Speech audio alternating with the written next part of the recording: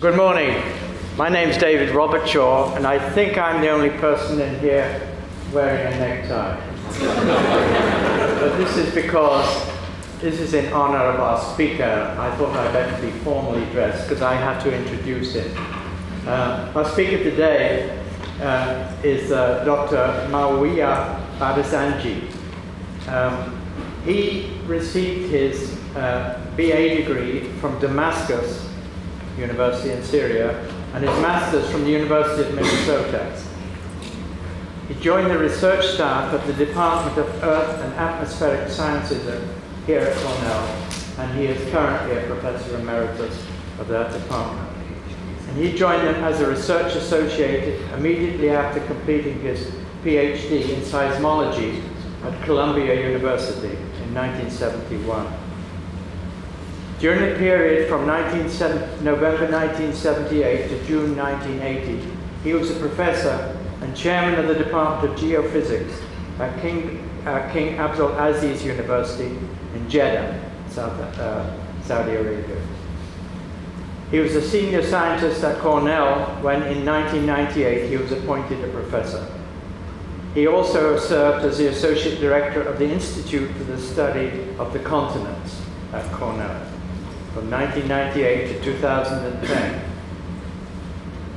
Professor Barazangi is a member of the American Geophysical Union, the Seismological Society of America, and the Geological Society of America. The title of his talk today is The Arab Winter: Oil, Wealth, and Declining Science. I'm hoping that there might be an exception to the declining science that exists in that part of the world, but that's me speaking personally. Professor Barazangi.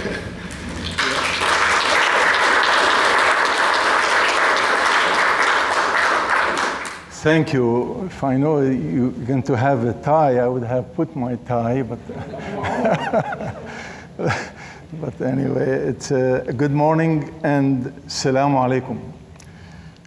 I thank especially Cindy and Judith for making this lecture possible, and I thank the audience for coming. I'm sorry to inform you from the start that my presentation will be a sad one, but very realistic and frank. And I hope that I will not unnecessarily depress you this morning. This lecture will not be a traditional, typical one, and it addresses two major subjects: Arab oil and wealth and its relation to the United States, and second, the unfortunate decline of both science and human development in the Arab world. The lecture will include scientific information and facts and suggested strategies and future policies. You will not find the information that I will present in a single publication, and most probably you will not agree about part of this presentation. This is okay. I will use a very limited number of PowerPoint slides. The lecture will last about 1 hour. I think it's going to be about 50 minutes, and we'll be glad to answer questions at the end. Let me say a few words about the sources that I used concerning the oil and wealth subject. I used many scientific journals, numerous publications, and summary reports from many agencies like USGS, U.S. Energy Information Administration, International Energy Agency, and many others, and from national and international oil companies. In addition, my personal contact and interaction with exploration managers for the Middle East of many international oil companies as part of my industrial associate program for many years here at Cornell. Concerning science and development in the Arab world, I use again numerous reports and publications from numerous sources. I will not list here now. There are too many.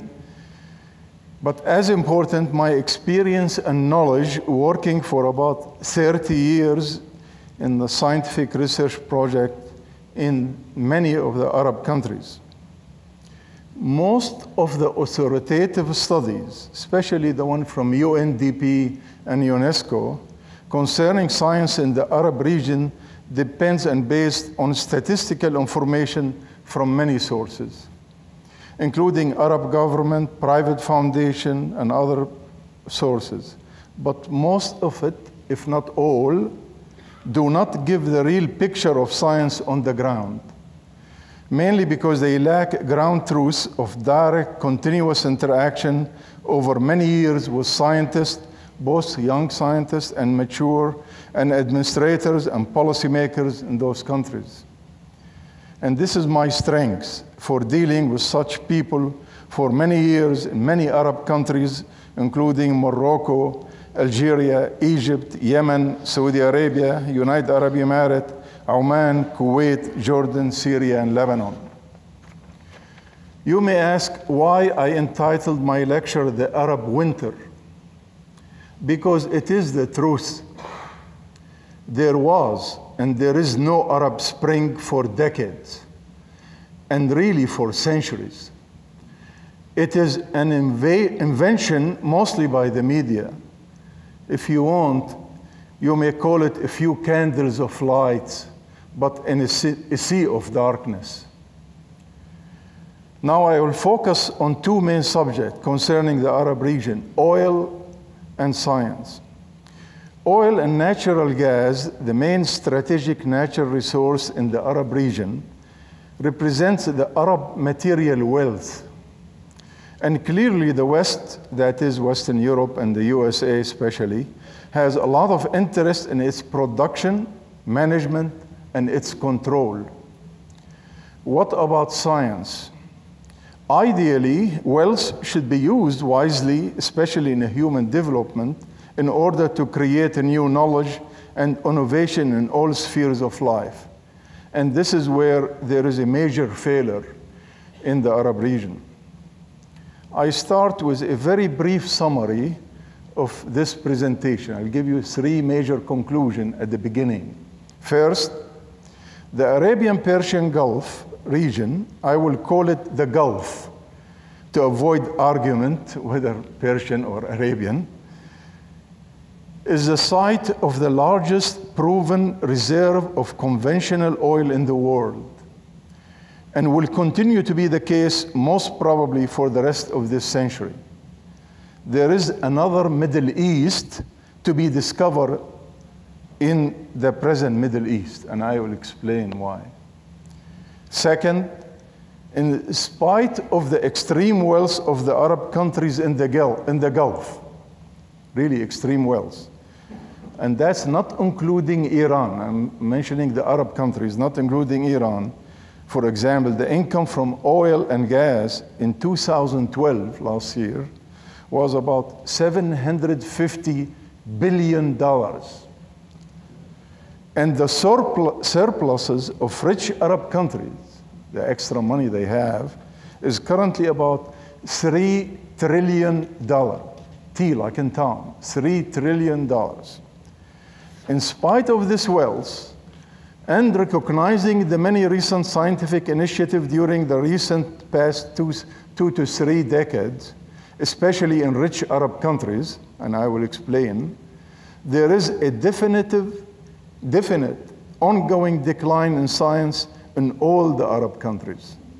And there is a major crisis in the Arab human development, and there is no hope for a remedy in the near future.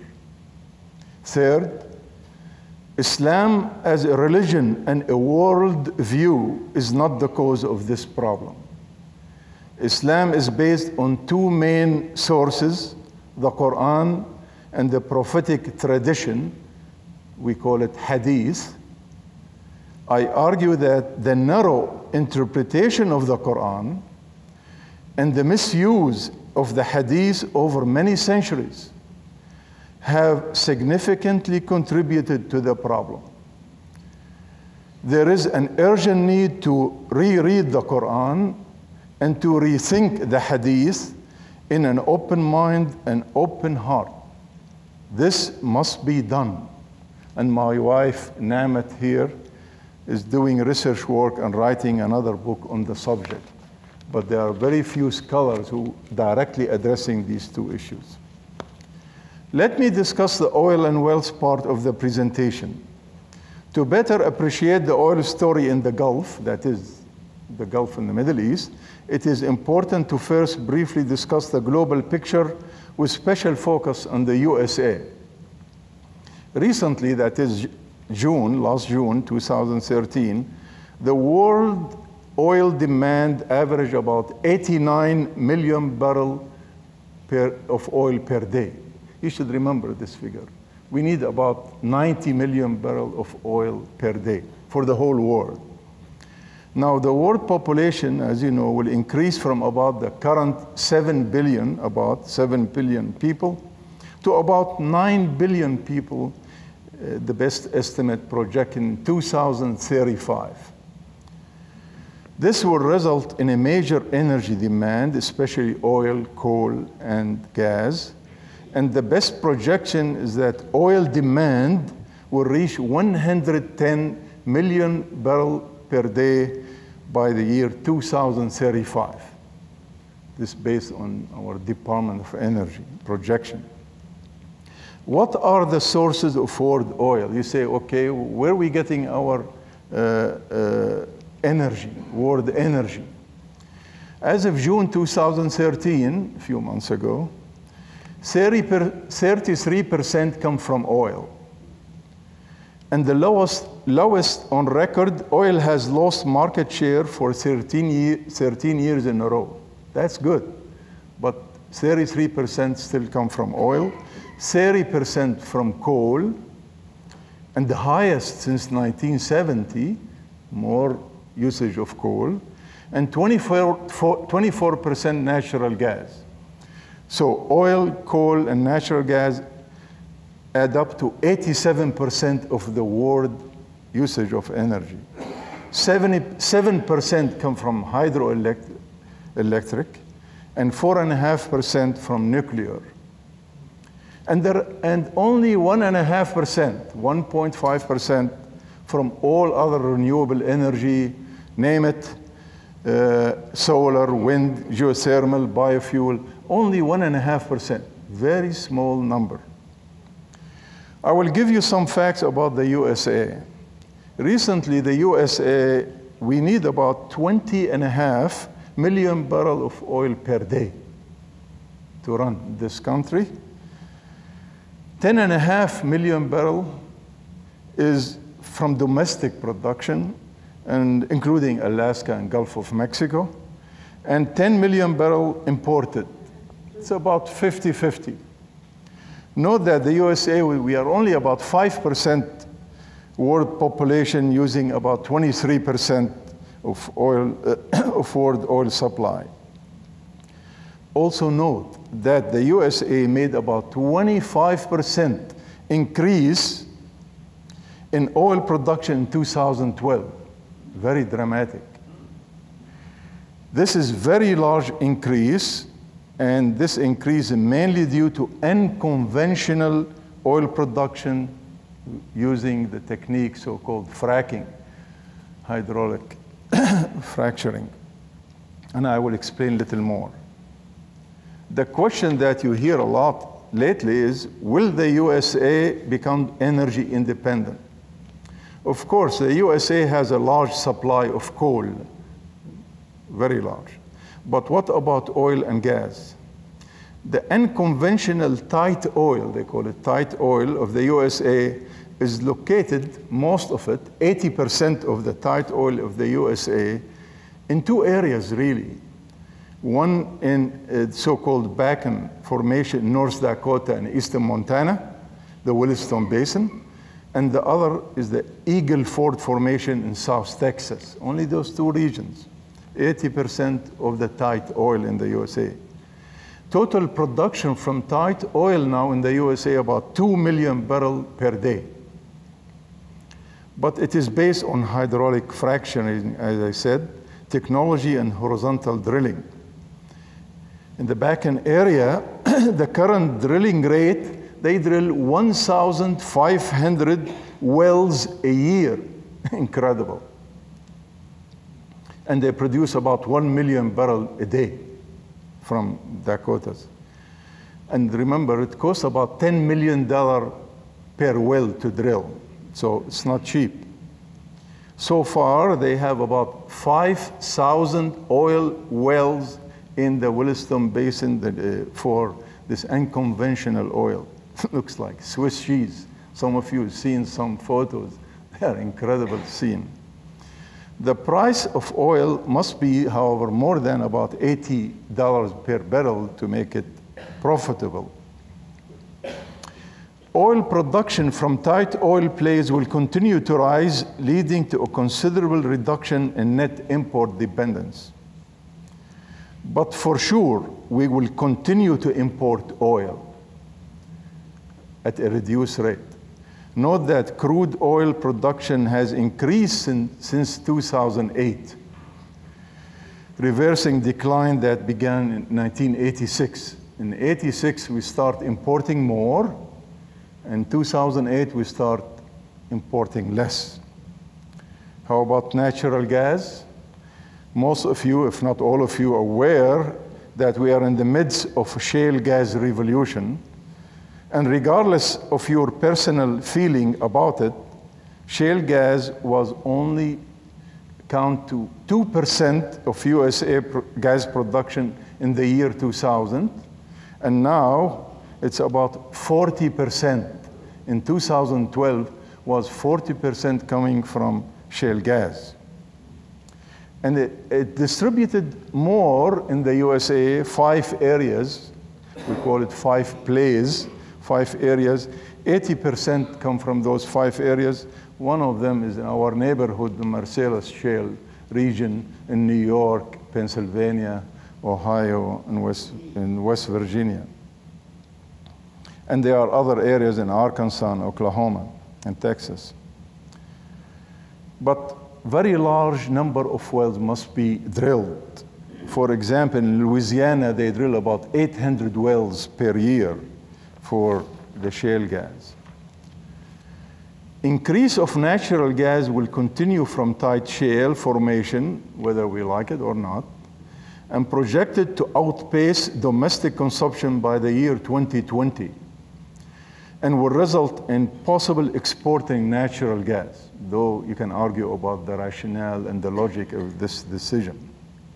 In summary, energy independence for USA is very likely for natural gas, is very unlikely for oil, and especially if restriction on exploration are continue to be enforced. And I hope they will continue to be enforced. Again, I leave this for question and answer in case people you want know more. You may ask, where on earth the majority of conventional oil exists on this earth? In 7 countries. 5 in the Gulf region, that is Saudi Arabia, Iraq, Kuwait, United Arab Emirates, and Iran. 4 of them Arab, 1 Persian, but all Islamic. And the other 2 countries, Venezuela and Russia. That count up, as I said, to 80% of all the proven reserve of the whole world. Canada can be in this club if we consider the unconventional reserve. They have a huge reserve, unconventional. And now they're producing about from the sand, from the tar sand, about 2 million barrels per day in Canada. It's environmentally is very nasty, but they are producing it. And if the USA give permit to the Keystone pipeline from Canada to the USA, Canada is hoping to increase production to 6 million barrels per day from the tar sand by the year 2035. And that could be a problem for the environment, needless to say. You may ask, so those 7 countries I mentioned, have 80% of all the world reserve for oil. For gas, 5 countries have most reserve: Russia, Iran, Qatar, USA, and Saudi Arabia. Let me repeat: Russia, Iran, Qatar, USA, and Saudi Arabia. More than 60% of world proven conventional oil reserve exists in the Gulf region, the Arabian Persian Gulf region. More than 60%. They produce 25% of the world supply. Only produce 25% world supply, but they have much more reserve. Saudi Arabia is producing about 11 million barrels per day. It's the largest in the world. And second to Saudi Arabia, there's Russia and the United States with about 10.5 million barrel per day production. Aramco, the Saudi national oil company, claims that their current capacity is 12.5 million barrels per day. So they are able to produce more, Saudi Arabia, if there is need. However, these figures are not static, and it is constantly changing because of improved new technology, such as horizontal drilling, fracking, increased oil recovery. This is very important. They are really doing major increase in recovery. Traditionally, they only extract about 35% of the oil underground, but new technology allowing to go up to maybe 50%, and Aramco dreaming making it as much as 70%, which will dramatically increase the total budget. Why so much oil in the Gulf region? Because of exceptional and optimal geologic condition, and I will stop here. Otherwise, I will put you to sleep if I start explaining the geology about why the oil there. Let me show you, I cannot resist, since I came from plate tectonics, show you a slide of plate tectonics and all the plate on Earth, but we're talking about this region, especially the Gulf region here. And this is very simplified map, tectonic map of the Middle East area here, showing Saudi Arabia and the active volcanism here in Western Saudi Arabia and Syria and Turkey. But this is the Zagros Fault Belt separating Arabia from Iran, the collision belt. And the Gulf really here is very shallow water. The deepest about 100 meters. A lot of the Gulf region is about 20, 30 meters. And during glacial time, people must be able to walk across here. So it's very shallow water here in the Gulf. The green showing the very brief summary of the oil field, and the red, the gas field. Let me provide you now with some information that may help you understand one of the reasons why the United States went and invaded and occupied Iraq. And we certainly have a massive military presence in all the Gulf region, all the countries, except, of course, Iran. And you can say, why Iran? Always nervous. They have American military bases all the way from the north and the east, all the Arabian region here. The Gulf region has 30 super giant oil field, 30. Super giant field like this one or like this one, we define it as have more than 5 billion barrels of reserve, proven reserve. And there's about 80 giant oil fields. So I define super giant field, and there are 80 giant oil fields that have reserve between 500 million and 5 billion barrels of oil. There's only total here about 600 oil fields. For comparison, the United States, we have more than 30,000 oil fields. Let me explain. Example, Rumaila, this Rumaila oil field, mostly in Iraq, the southern part of it in Kuwait, and this is one of the things that really irritated Saddam Hussein, because the Kuwaiti will drill here and go horizontally trying to tap the oil. And discovered in 1953, this supergiant oil field, this one here, Rumaila, has more proven reserve than all of the conventional proven reserve of the whole United States, including Alaska and Gulf of Mexico. The conventional type, one oil field. This Ghawar oil field in Saudi Arabia is the largest in the world. It's about 250 kilometers in length, about 20 kilometers in width, and discovered in 1948, and produces 5 million barrels of oil per day. Incredible. Note that it is considerably much cheaper to drill and produce oil in the Gulf region. It costs only about $5 to $10 million to drill a well on land in this part of the world. In contrast, some of the deep water wells, it costs as much as $1 billion. Huge difference. The end result, it costs really about $5 to produce 1 barrel of oil in the Gulf region, and costs more than $40 per barrel in Canada or the USA for unconventional oil. The question for us, will the oil production soon decline in the Gulf region? The concept of peak oil will the concept of peak oil mean the end of oil, as proposed and suggested by some recently published books? The simple answer is no. The proven recoverable oil reserve in the Gulf region is huge and reasonably well documented. It's about 270 billion barrels in Saudi Arabia, and 150 billion barrels in Iraq and Iran, and about 100 billion barrels in Kuwait, United Arab Emirates. There will be oil from this region on current production for at least 50 years, if not 100 years. In fact, there is a need for a considerable more exploration and drilling in the Gulf region, especially in Saudi Arabia, Iraq, and Iran.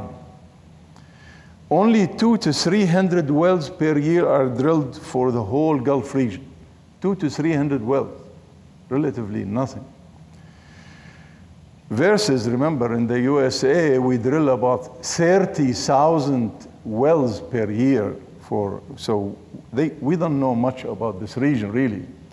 And the Paleozoic play, in geology we call some age Paleozoic, the older type rocks. They discover in the empty quarters, on the margin of the empty quarter, and there's potential for much more. The empty quarter, really the size of Texas, is hardly explored for logistical reason, and there is no need for Saudi to explore right now. Iraq and Iran have little modern exploration for the past 30 years for obvious reasons.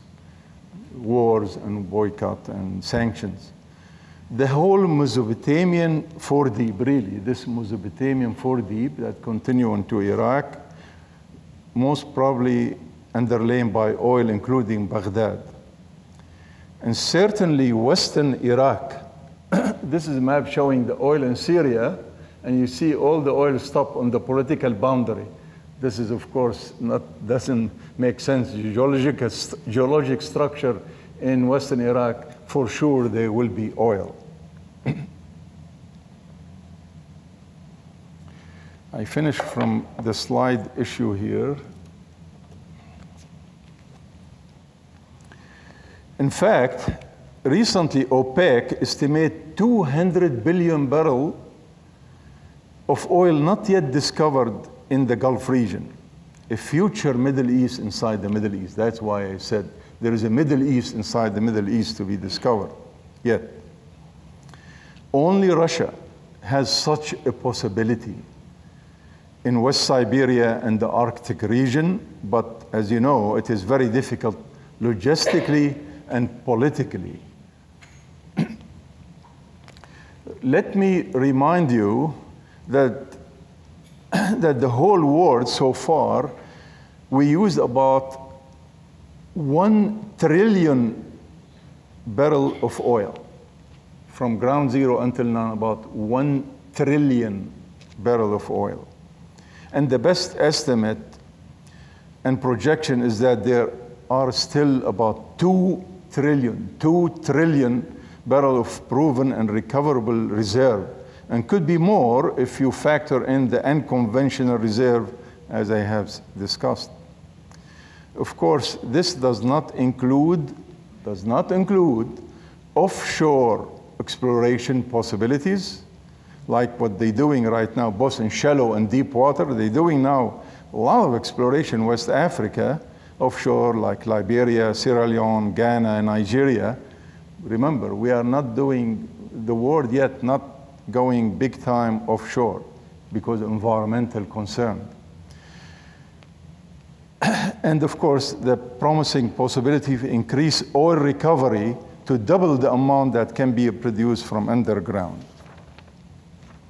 Let me reflect a few words about the subject of wealth in the Arab Gulf country. The Arab Gulf countries, not Iran, with a targeted price of about $100 per barrel of oil. That's what it is now, a little more right now, more than $100 per barrel. Saudi Arabia yearly income is little more than $360 billion per year. Incredible. That is $1 billion per day. And Iraq and Kuwait and the United Arab Emirates, about $100 billion per year. And Qatar, in 2012, their income from mostly natural gas was $190 billion. $190 billion Qatar. That's little country. Indeed, the Arab Gulf, not including Iran, recorded total oil and gas income last year, 2012, of $750 billion. $750 billion last year income for only the Arab countries, not Iran. This is the highest income in history. It was only $300 billion in 2005, 2006, mainly because of more oil production and high price of oil. Last year, the average oil price was $110 per barrel. Is it wise for the Arab, especially Saudi Arabia, to maintain and plan to increase current production of oil?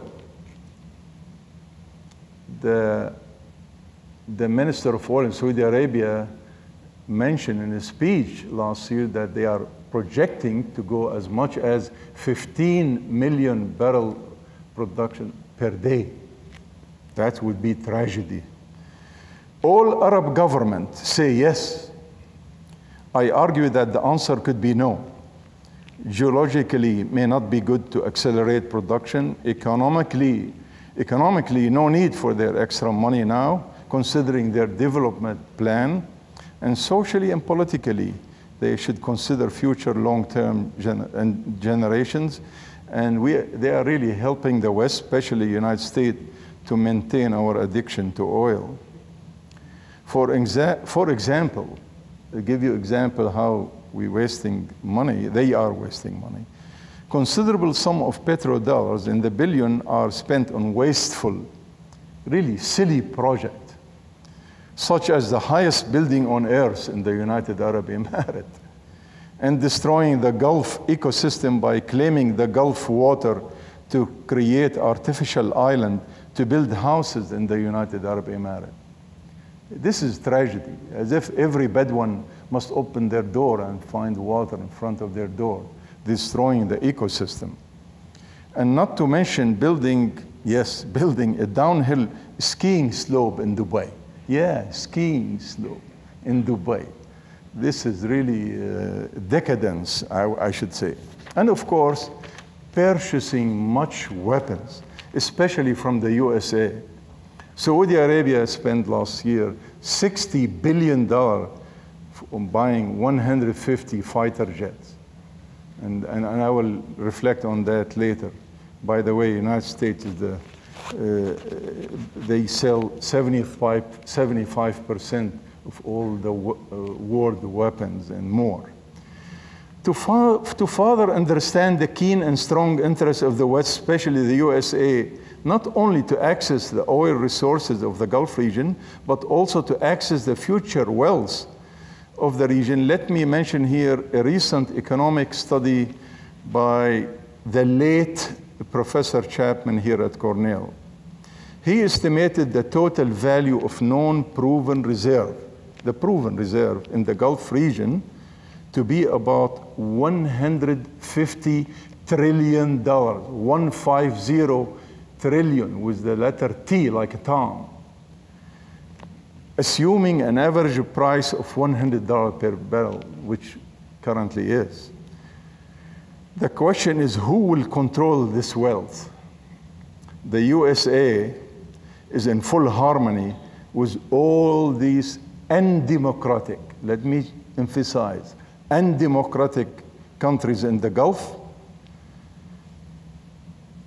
Why not also Iran? You may see the anxiety of the USA about Iran. Let me now discuss the current and future of scientific research in the Arab region. Is there a hope? I will explain why my answer was no, at least for the near future. The fundamental problem, in my opinion, is that first, that human development in the Arab region is primarily based on individual initiative and not on organized, well-developed system of values and societal infrastructure. Second, the misuse and the misinterpretation of the two primary sources of Islam. Let me make very clear. I'm saying the misuse and the misinterpretation of those sources, that is the Quran and the collection of the Prophet Muhammad saying and tradition, I call it hadith, have significantly contributed to minimize innovation on all individual and society level, and on all spheres of life, including science and especially women development.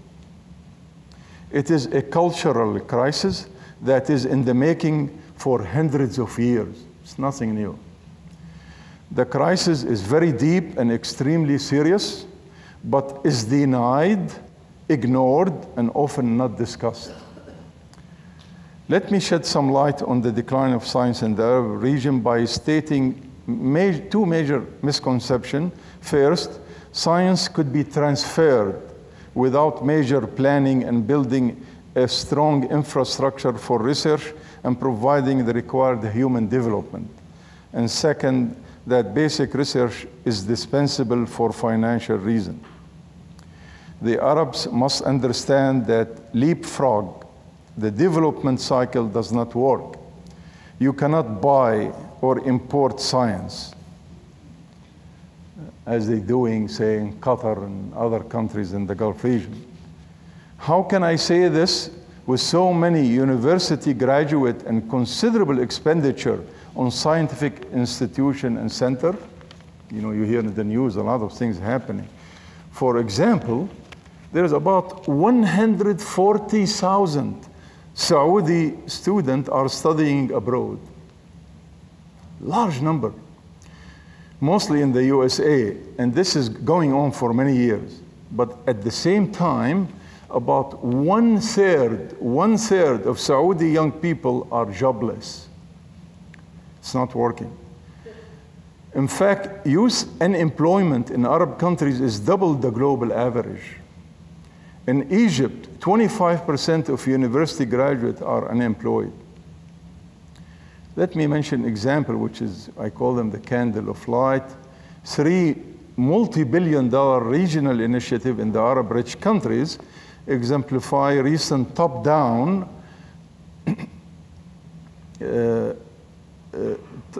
approach to higher education, but though they will brain drain other poor Arab countries. The first one, the Qatar Education City, established 2001, involving 6 large US universities, including Cornell. And second, the Masdar Institute in Abu Dhabi, established 2006, involving big-time MIT. And the third, King Abdullah University of Science and Technology, established 2009. It's really an international university implemented by Aramco and other USA scholars. These are some of the candles of light, but their impact on human development in the Arab region is really minimum and marginal, especially considering the magnitude of resources they have used. It's definitely okay to build such institutions, better than purchasing stupid weapons, but they are not the answer to the human development problem. And if there is a question and answer later, I certainly have a lot of concern about Cornell partnership with Qatar, and I'll be glad to elaborate if people would like to hear different opinion. Let me provide you with some more facts about the Arab region. Currently, there's about 360 million people in the Arab world, 360, little more than the USA. The projection to be 400 in 2020, and the best estimate, 600 million Arab in 2050. This is really the coming catastrophe. Remember, in 1980, there was only 150 million Arabs, only. Why is this situation? Because 60% of Arabs under the age of 25, and more than 30% under the age of 15. There are 65 million Arabs illiterate, and 2/3 of them are women. Let me give you another fact which is striking. Arab countries, collectively, all of them, the poor and the rich, the 22 Arab countries, spend 0.15% of their collective GDP, gross domestic product, on scientific research and development. That is, the Arab states spend about $10 per person per year. Of course, on scientific research, and the United States or Europe, they average $600 to $700 per person per year. And the global average for spending on research and development is 1.5% of GDP. 1.5%. The Arab spending 0.15, 10 times less. Of special interest here, I should say, the super rich countries of the Gulf, Saudi Arabia spend only 0.05% of their GDP. It's really a shame, relative to their GDP, of course. And Kuwait, 0.09, and Qatar, 0.33, though they claim they're going to increase it. In contrast, to make you feel what Israel spend 4.4% of their GDP on science, one of the highest in the world. And for reference again, the USA, we spend about 2.7%, and South Korea, 2.4%. Only 7 Arab countries out of the 22 have a National Academy of Sciences, and most have no national science policy. Let me give you an interesting example. The recent Muslim Brotherhood administration, the one they are in jail right now, in Egypt, declared an Islamist science policy last year that has 3 goals. The first goal, support national defense and security. That's okay. Second, ensuring quality of life. That's okay. Third, proving the miraculous nature of the Islamic faith.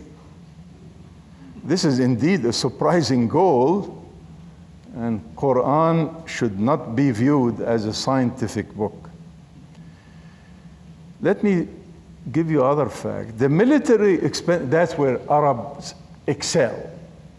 The military expenditure of the Arab countries as a percentage of GDP is the highest ratio in the world. The Arabs are really good customer of the USA. Saudi Arabia spent 10% of their GDP on military, Kuwait 7%, Oman 12%.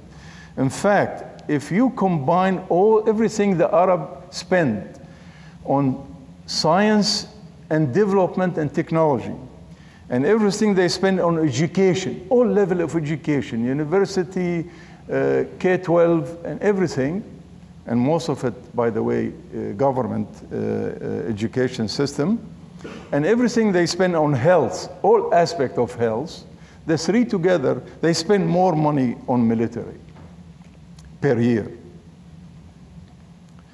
As I said, last year, the Saudi purchased $60 billion of fighter jets from USA, and 3 years before that, they purchased $20 billion from the United Kingdom, and that's when the big fiasco, probably you heard about this Prince Bender, who is now the head of security of Saudi Arabia, who made a cut for himself, $2 billion. And the British government, after they admitted it, you don't hear much about it. He made $2 billion himself personally for that deal with the United Kingdom. This, of course, has a lot of implication about the industrial military complex here in the United States. Another aspect of the Arab world, oil consumption in Arab countries, 2012, only 7 million barrels per day. Very low. This is really a sign of lack of industrialization and development. Saudi Arabia, energy consumption, they use 28% of all the total Arab consumption because of the waste, the way they use energy. There are only 25, 30 million people in Saudi Arabia, but they use 28% of all the 360 million people of Arabs. Air pollution in Arab countries, except the mega cities, is among the lowest in the world. Again, not much industrialization. Basically, they are import consumer societies. Qatar, by the way, I just want to say, since our colleague here was teaching in Qatar, leads the world in per person CO2 emission. This is very wasteful. Many countries, it's the highest. It is outlier. Nothing comes close to Qatar in terms of wasting energy. Another example, all Arab countries only produce, authored and translated in 2010, 6,000 books in science and technology. In the United States, we produce more than 100,000 books for that year. In general, book production in Arab countries is 1% of world production, though the Arab constitute 5% of world population. And most published books are centered on religious subject. If you take that out, there's really, the story is even more sad. Lack of innovation is evident by the very limited published scientific paper, and evident the number of patents that are registered. For example, between 1980 and 2000, 20 years, a total of 500 Arab patents only, compared to 8,000 for Israel for the same period of time. Also in 2008, only 71 patents registered by Arabs, and some are by expatriates working, non-Arab working in Arab university. Concerning published scientific paper, the number is extremely low. Is as low as 2 papers per 100 researchers. It's trivial. Another challenge for the Arab country, I should mention here, the brain drain. 1/3 of the total brain drain from developing countries to the West are Arabs. 1/3. Arab countries lose 1/2 of their newly qualified medical doctor. Incredible. And 1/4 of their engineers and 20% of their scientists, I guess including myself, per year to the West. And 3/4 of those Arabs who leave come, really 3/4 of them come to the USA, England, and Canada. Why brain drain? Because of low salaries, lack of opportunity scientific research, limited new technology, lack of freedom, and prevailing political and social instability. The majority, if not all, of Arab universities are at best center for knowledge dissemination and not for new knowledge production and innovation. There are only about 250 public and private universities in the Arab region in 2010, total, the whole Arab countries. And about 300 scientific research center and organization, mostly outside the university and mostly governmental center, and mostly they specialize in agriculture and some in water resources. All of the above suffer from lack of innovative leadership and as well as much needed environment to allow for development of leadership. Let me give you an example of how two Saudi universities have recently misused and abused of science integrity and trust. I'm not trying to pick on Saudi Arabia, but it's a good example to mention. King Saud University in Riyadh, Saudi Arabia, and King Abdulaziz University in Jeddah, I used to teach there for 1.5 years, long time ago, are wrong by appointing USA and European, Canadian, well-known and accomplished scientists, these are Nobel laureate type, as adjunct professors and grant them a lot of cash, between $50,000 to $100,000 per year per scientist, to gain visibility in research journal by adding the Saudi University University addresses on their published paper. They will say Harvard address and then King Saud University, in order to get credit on ISI highly cited list. This is sponsored and supported by Saudi Ministry of Higher Education, though they deny it, but I know from personal colleague in Saudi Arabia, it did happen. Of course, it is also very wrong for the USA, Canadian, European scientists from Harvard, Cambridge, University of Toronto, and so on, to agree to be partner for such a deal. I call it a Mickey Mouse deal. Again, this is an example of buying and importing science rather than producing it. For your information, the 2011 Shanghai ranking of top 500 world university include only 3 Arab universities. In Israel, I think they have 7 or 8 universities, the top 500, but all the Arab countries have 3. King Saud University, King Fahd, and Cairo University. I can understand Cairo University, but King Saud University, it looks as if the adjunct appointment scenario worked well for them. They used to be ranked 2,900, and they jumped after that to the upper 500. The recent Arab Human Development Report emphasized 3 major deficits really in the Arab world: freedom, women's rights, and knowledge. The question is why the Arabs evolved from the House of Wisdom. This is the name of the institution in Baghdad in the 9th and 10th century, from the House of Wisdom to the present House of Darkness. Remember, the House of Wisdom used to have 400,000 books in the 9th and 10th century, actually. The institution of the House of Wisdom and Al-Azhar University in Cairo were the first global residential university before the establishment of Bologna in Italy and Oxford and Cambridge in England.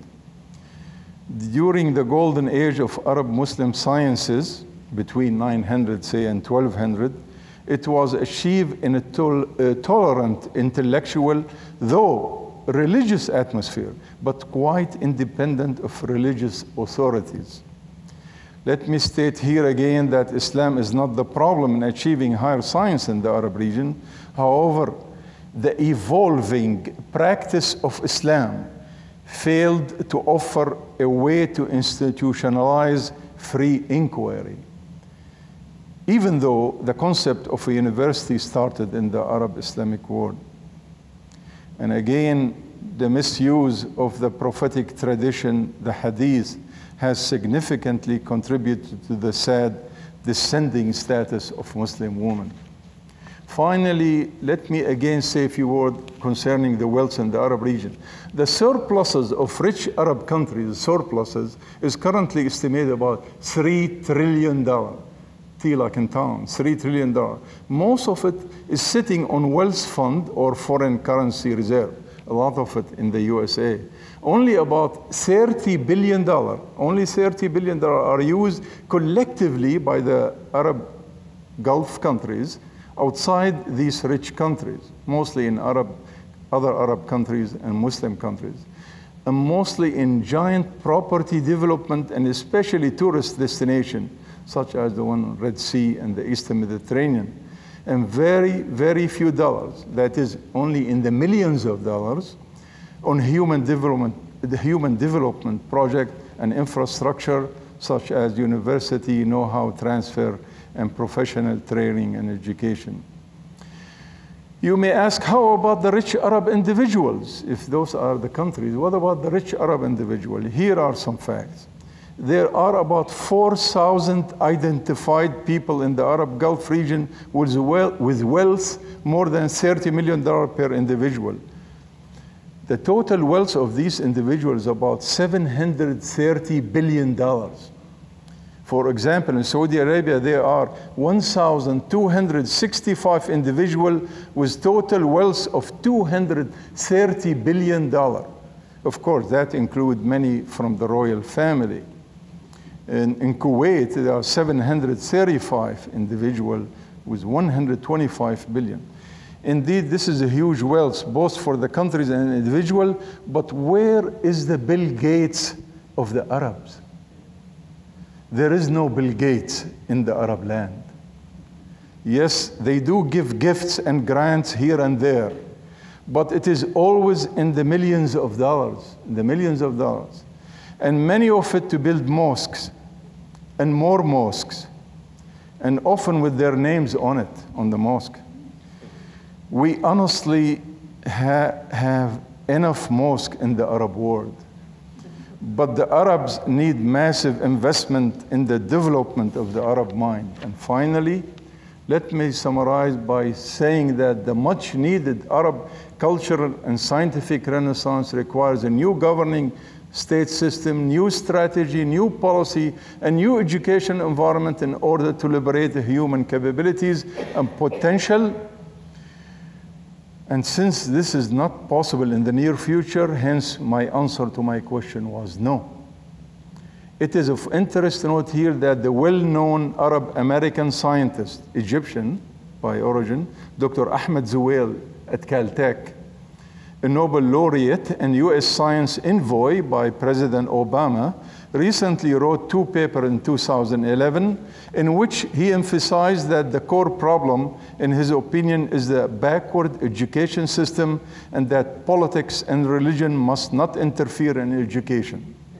This is correct, though I think that the problem is considerably more complicated and requires the restructuring of the Arab mind.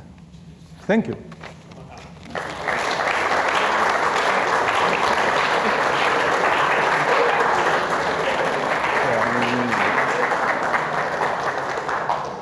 Thank you very much. Very provocative. We have no more than 10 minutes for questions, as we need to be out of here at 11:40. So it's open. There we go. Tony. address the matter of the production of books, for example, in the Arab world. That is, the demand for books follows on the level of literacy in the general population. So what is the level of literacy in the Arab world at the moment, and is it static or is it declining? I happen to know a very close friend in Damascus who is the head of major publishing house, different subject, though they publish a lot on religious subject. He said 2 years ago that they used to publish automatically any book in the Arab region, 1,500 copies, automatically. Now they're lucky they print 700 copies. And even on religious subject. Yes, there is a problem, not only in the Arab land, but also, as you know, here in the USA and other countries, lack of reading.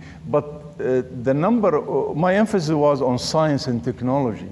The number is extremely low, and most of those published were really translation. And hence, there's no innovative things happening in this area. What about the internet? Is that having any impact on people? What The internet. Yeah, I'm very sure it's a global phenomena, of course, and it's affecting the way they read and they transmit information. But what I'm addressing really goes beyond that, is that there's a fundamental problem in the structure as Dr. Zuhail also said about education. Even the children in the Middle East are reared in a authoritarian fashion, and there's a need to expand the horizon, many fronts. It's not happening yet. We have one over there. Oh, yeah. How much do you think that the influence of the Western superpowers in trying to control many things in that area how much do you think that contributes to decline the possibility of success in those countries? Do you think that that's only trigger and it only depends on them, or do you think that the West have had a really bad influence? Well, as I mentioned, it is a very tragedy, the amount of weapons sold by the United States globally, but especially, as I said, the Arabs are extremely good customers, and they're spending billions of dollars on that, so that's really negative. In addition, the West in general, not only the United States, but England also, big time, they build for them all these silly projects. I mean, the highest building on earth, claiming, doing many things that are inappropriate. Though at the same time, many important scientific initiatives, as I said, like in Qatar, like Saudi Arabia, King Abdullah University, of course. But these are, as I said, candle of lights in a sea of darkness. And I cannot blame only the West. The major problem is with the Arabs, and they have to change fundamental course. And regardless what you say about the Arab Spring right now, it will not solve the fundamental problem. You have to go back the way the society is structured and influenced. And you cannot eliminate Islamic teaching. So we have to be integral part of the development of the Arab region, but it should be done differently, and try to address these issues, which are not right now. Well, what's the percentage of the people that are employed by the energy structure, like oil, gas, and what's the strength of the rest of the economy? It seems like when you see the TV and you see that part of the country, they don't seem to be employed or busy, you know. I mean, they are in rich Arab country, oil, there are a lot of employment in the oil sector. In fact, large number of the students studying in the United States eventually end up with oil-related activity, whether chemical or geological or other aspect. Aramco sent thousands of students for training, for example. And they do have other projects within their countries, development project, but there is a fundamental problem. Saudi Arabia, for example, cannot function one day without the expatriates in Saudi Arabia. This is true for the United Arab Emirates, true for Qatar, true for Kuwait, and the rest of them. You say, what happened to all those hundreds and thousands of PhDs and engineering degree we are producing? Well, they exist, but they are not being used properly and wisely. There is a popular saying in Arabic that predates oil. اطلب العلم ولو في الصين. Seek knowledge even if you have to go to China. So what is the oil a corrupting influence, or what? How do you explain? Well, as I said, there are large number of people with university degrees. And as I mentioned, 1/3 of them Saudi Arabia and 1/4 in Egypt are unemployed. The infrastructure system, whether the political, social, not functioning properly. It's not a simple matter of bringing democracy. The West have to understand that you cannot, the same way the Arab cannot import science, and they cannot, the West should understand, cannot export democracy also, the way we understand it. That's not happening. And the easy solution for the West is we want them to be in our image. And the policymaker in those rich Arab countries, they want to imitate their masters. You very nicely pointed out that in the 10th century there was a great era, great wisdom of the Arab population. And you pointed out that this was still while Islam was a very great influence. What caused the change in the subsequent period for the decline of all that kind of intellectual activity in the Arabs? This is really the heart of the matter. And your question is right there. In my opinion, but that's minority opinion, is that, as I said, the misinterpretation of the primary sources of Islam, the Quran and the Hadith, have a lot to do with it. During the Middle Ages, they gradually started to codify, and now you hear every day about the word Sharia, but this is not true. If you talk to Namat here, and Sharia is a made by human. It's not a doctrine, Islamic doctrine. And the way they codify it, and they solidify it, and they force people to obey certain paths is a major problem that address your concern. That's why there is a major need to rethink and reinterpret the sources. And that's not easy. You can be hanged for doing this. I think I have to make that the last question. As I say, we're bound by time not to go over it. She said 2 questions. You 2 more? Okay then. I saw a hand here, I think. Are you going to make your talk available in text format? No.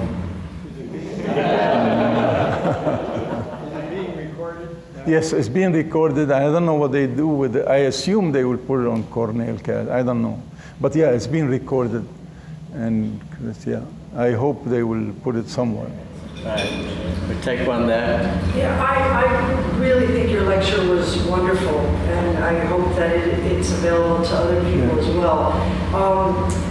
You know, as we all are very concerned about what's happening now in the Middle East,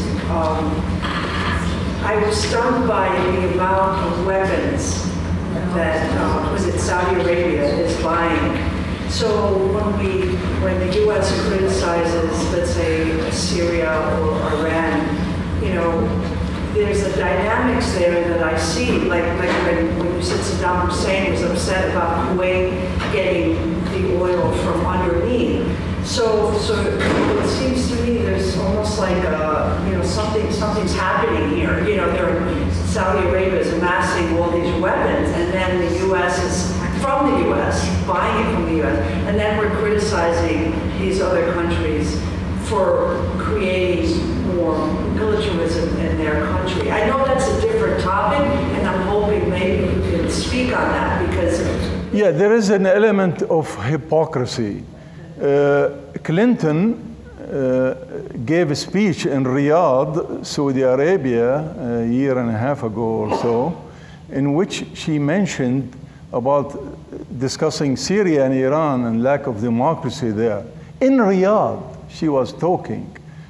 She should feel ashamed of herself to speak about democracy in Riyadh. I'm afraid we're going to have to close.